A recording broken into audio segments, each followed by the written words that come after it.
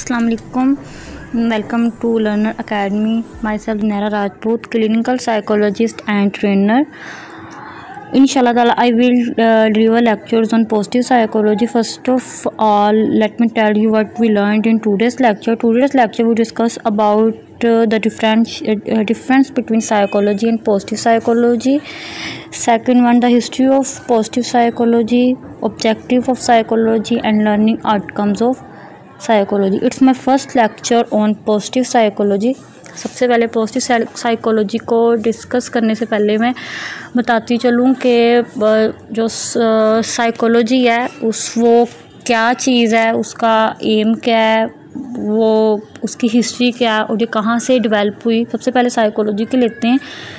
तो इसको सबसे पहले इंट्रोड्यूस करवाया था सिगमंड फ्राइड ने। मतलब माना जाता है कि जैसे ही इंसान की बर्थ या किसी भी जानवर की बर्थ होती है, उसके साथ ही साइकोलॉजी, उसकी नफ्सियात होती है, वो डेवलप होना स्टार्ट हो जाती है। लेकिन ये बहुत सालों बाद ये सिगमंड फ्राइड, जो कि साइकोलॉजिस्ट था, फाउंडर ऑफ साइकोलॉजिस्ट था, उसने इस चीज़ को इंट्रोड्यूस करवाया। उसके बाद उसके को-वर्कर्स थे जिस न्यून फ्राइडियन के नाम से भी उनको जाना जाता है, उन्होंने सिगमंड फ्राइड के साथ बहुत ज़्यादा काम किया और इस साइकोलॉजी की फील्ड को आगे लेके आए और उसको एज अ फील्ड मनवाया। जब बहुत सारे लोगों ने इस पर रिसर्च की तो कोई भी इस साइकोलॉजी की जो फील्ड है उसको रिजेक्ट नहीं कर पाया। वहाँ से साइकोलॉजी का आगाज़ हुआ और उसने जो सिगमंड फ्राइड था उसकी जो बेसिक जो उसने काम किया था वो था साइको एनालिसिस पर। ठीक है, उसके बाद उसने ईगो, सुपर ईगो, इस पर बहुत ज़्यादा काम किया। इसके साथ बोर्ड भी बहुत सारे लोग थे जिन्होंने इसके साथ काम किया और उसको आगे से आगे फैलाते चले गए। तो आज हम देखें कि साइकोलॉजी एक ऐसा टाइम था कि जो कि मतलब किसी को भी साइकोलॉजी के बारे में इल्म नहीं था कि नफ्सियात होती क्या है। और एक आज ऐसा दौर है कि ये हर फील्ड में अप्लाई की जा रही है, चाहे वो फील्ड एजुकेशनल फील्ड है, चाहे वो इंडस्ट्रियल एरिया में हम चले जाएं, उधर एनवायरनमेंट में चले जाएं, उधर साइकोलॉजी अप्लाई की जा रही है। जानवरों को बिहेवियर सेट करना, उधर साइकोलॉजी जो सी है वो अप्लाई की जा रही है, जो से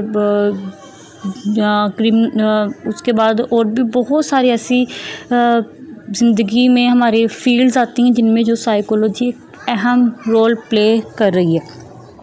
साइकोलॉजी को अगर हम वैसे सिंपल वर्ड्स में इसका डेफिनेशन करें तो हमें एक ही इसका समझ आती है, एक ही बात जो है वो नज़र आती है कि हर किसी से भी हम पूछ ले, चाहे वो साइकोलॉजी का हो, उसको उसके बारे में इल्म हो या ना हो, पूछ ले तो उसके माइंड में, उसकी ज़ुबान पे पहला लफ्ज़ जो साइकोलॉजी के मीनिंग में होगा वो यही होगा मेंटल इलनेस के। साइकोलॉजी एक ऐसी स्टडी है ऐसी जिसमें हम मेंटल इलनेस को स्टडी करते हैं, उसके ऊपर थेरेपीज़, काउंसलिंग सेशंस किए जाते हैं सिर्फ मेंटल इलनेस को सॉल्व करने के लिए।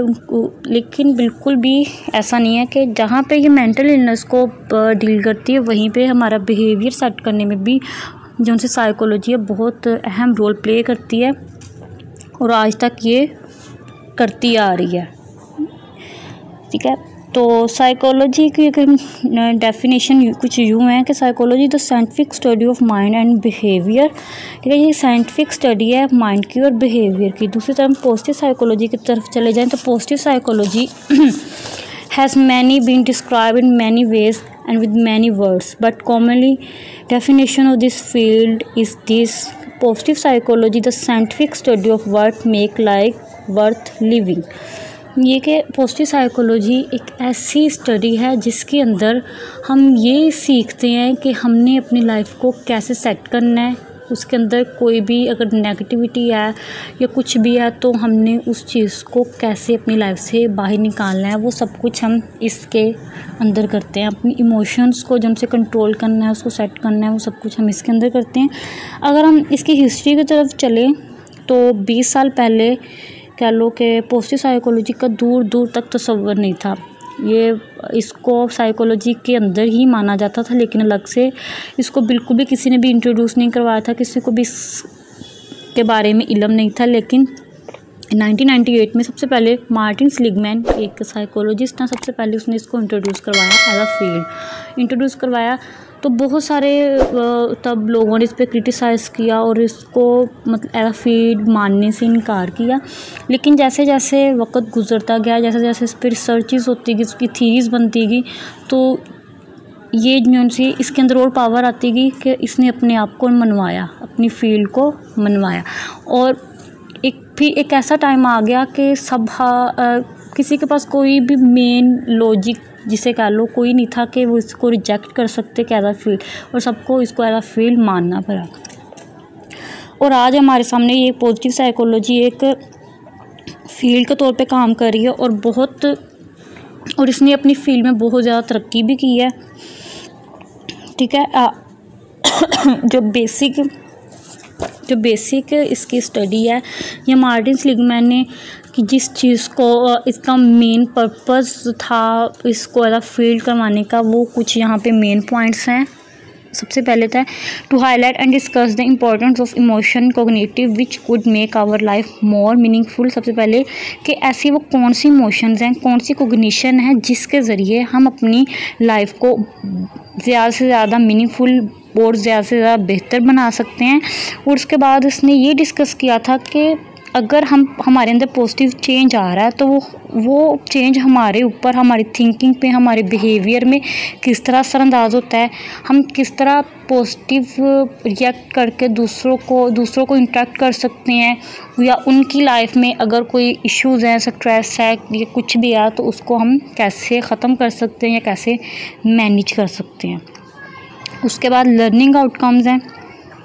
लर्निंग आउटकम्स के अगर हम इसको एज अ फील्ड ले रहे हैं, एज अ स्टडी इसको कर रहे हैं, तो उसके बाद हमें इसका क्या फ़ायदा होगा कि हम क्या कुछ इसके ज़रिए सीख सकते हैं। वो है the important relationship and interaction with other, reduce stress in life. ये कहता है कि इसको करने के बाद या इसकी स्टडी करने के बाद ये होता है कि हम डीप तक जो है लोगों के अंदर नेगेटिविटी या ऐसी चीज़ों को हम इजीली अंडरस्टैंड कर सकते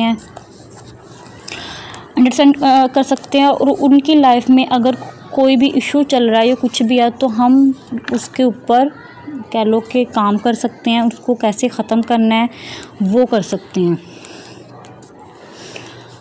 तो इसके ऊपर मार्टिन सीलिग्मैन के अलावा इसके ऊपर और भी बहुत सारे जो से साइकोलॉजिस्ट थे, उन्होंने इसके ऊपर काम किया, बहुत ज़्यादा काम किया, और उन्होंने कुछ पॉजिटिव पर्सनल ट्रेड्स दिए कि इंसान के अंदर जो पॉजिटिव ट्रेड्स होते हैं वो कौन से होते हैं, जिसमें इसकी ह्यूमैनिटी आ जाती है, लॉयल्टी आ जाती है, ऑनेस्टी आ जाती है, उसके बाद फेथफुलनेस आ जाती है, फॉरगिवनेस आ जाती है।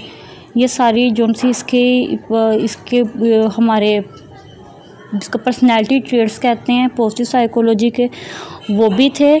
उसके बाद ये कि ये बेसिक पॉइंट्स हैं जिसके ऊपर पॉजिटिव साइकोलॉजी ने बहुत ज़्यादा काम किया, और इन चीज़ों को इसने आगे भी ये लेके चली है।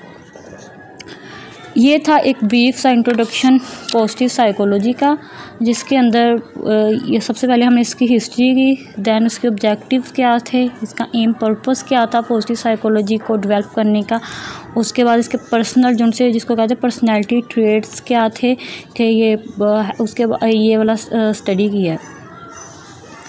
तो इंशाल्लाह ताला नेक्स्ट लेक्चर में हम इसके जो की पॉइंट्स है उसकी तरफ जाएंगे, दैन इसके जो मेन टॉपिक्स होंगे वो स्टार्ट होंगे। तो तब तक के लिए अल्लाह हाफिज़।